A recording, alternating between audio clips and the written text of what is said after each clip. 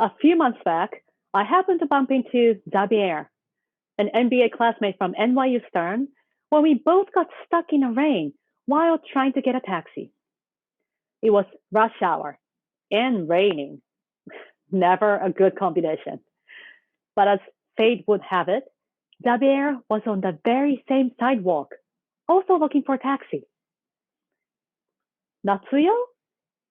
Xabier? We ended up sharing the same taxi to West 57th Street. He had been promoted to CEO in a global company since I last saw him 7 years ago at the reunion. It was no surprise because I always knew he would make it to the top. He's confident, resilient, with great charisma. I told him that I'm now the owner of two businesses, strategy consulting and presentation coaching for global leaders. Then he said, "Oh, wow. In fact, I have to give a pitch presentation next week.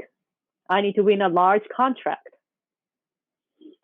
"I hope you're prepared." I laughed jokingly. He responded with confidence. "My slides are looking good." I was cringing inside because I knew that having great slides was not enough. In fact, the moment slides was mentioned, I was thinking, where is the story? How is he going to engage with his audience and stand out among other companies who are also pitching? Of course, I wasn't going to say anything. It wasn't my place. He knew where I was if he ever needed my help. So I wished him good luck, and we parted our way at Carnegie Hall on 57th Street.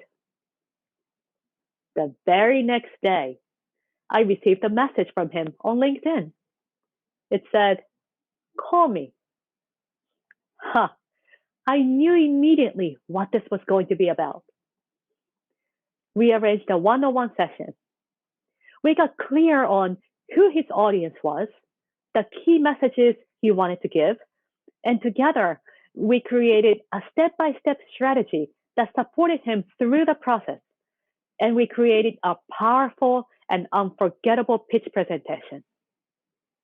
And he got to practice his presentation with me until I was confident and happy that his audience would definitely take action once they heard it. This presentation was a fork in the road for Xabier's organization. If he succeeded, it would be a multi-million-dollar deal. But if he hadn't prepared, he could leave with a damaged reputation and a huge lost opportunity. The stakes were too high for him to go into the room and just wing it.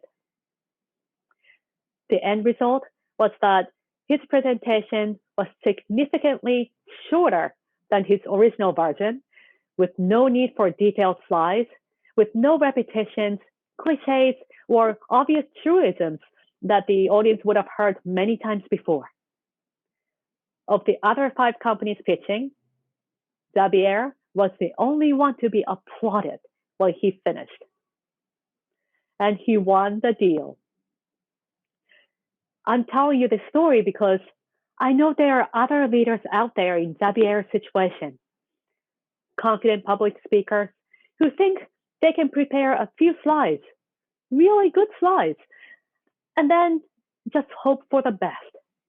But the truth is, even seasoned speaking professionals who make it look effortless prepare meticulously every single time. Yoon and I may not get to bump into each other waiting in the rain for a taxi, but you should at least have a free 15-minute call with me to find out how I can help you.